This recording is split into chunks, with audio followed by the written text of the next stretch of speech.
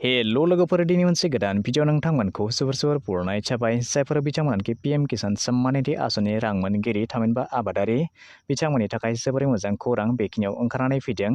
थामहिनबा भारत सरकारथिंजायनिफ्राय फोरमायनानै होनाय जादों जे दिनै 30 मे 2022 खालार थामहिनबा आबादारि बिथांमोननो होनाय जिथु जिसे नाम्बार किस्टनि रां बेखौ दिनै होनाय जागोन होननानै बुंदों।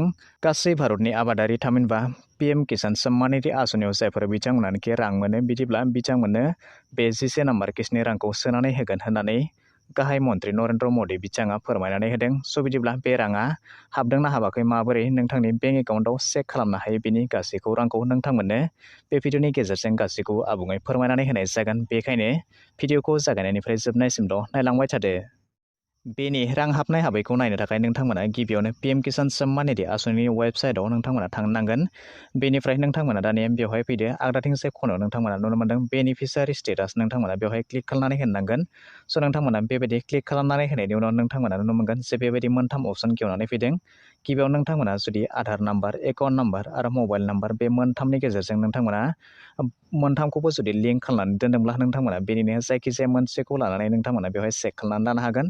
स' बेवहाय नोंथांमोना जुदि नोंथाङा सिगांनिफ्रायनो आधार नाम्बारखौ लिंक खालामनानै दोनदोंब्ला नोंथांमोना बेवहाय आधार नाम्बारनि गेजेरजोंबो बेखौ बेनि जे रां हाबनाय हाबै बेखौ नोंथांमोना चेक खालामनो हागोन। आरो जुदि नोंथाङा बेंक एकाउन्ट होदोंमोनब्ला नोंथांमोना बेंक एकाउन्टजोंबो बेखौ चेक खालामनानै लानो हागोन। आरो जुदि नोंथाङा मबाइल नाम्बारखौ लिंक खालामनानै दोनदोंब्ला नोंथांमोना मबाइल नाम्बारनि गेजेरजोंबो बेखौ गोरलैयै नायनो हागोन।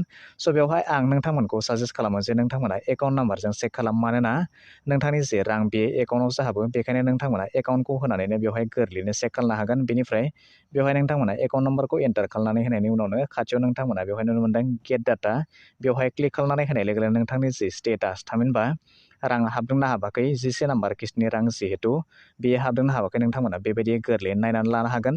स' बेवहाय आंनि आखायाव दासिम रावनिबो एकाउन्ट नाम्बार गैया, बेखायनो आं बेवहाय नोंथांमोननो दिन्थिनानै होनो हायाखिसै। स' नोंथांमोना नोंथांमोननि एकाउन्ट नाम्बारखौ बेवहाय एन्टार खालामनानै होयोब्लानो नोंथांनि गासै इनफरमेसन थामहिनबा नोंथांनि जे बेंक डिटेल्स बेयो गासैबो ओंखारनानै फैगोन रोखा रोखा। स' बिदिब्ला दिनैनि भिडिअ बेखिनियानोसै। आसा खालामो नोंथांमोना भिडिअखौ नायनानै गासैखौबो बुजिबाय जानांगौ। आरो जुदि माबाफोर गोनो गोथो थाबावबायब्ला नोंथांमोना कमेन्ट सेक्सनाव थांनानै कमेन्ट खालामहरनो हागोन। आरो जुदि नोंथाङा चेनेलाव गोदानै नायगासिनो दंब्ला अन्नानै चेनेलखौ साबस्क्राइब खालामनानै लानो थाखाय दाबावगारदो।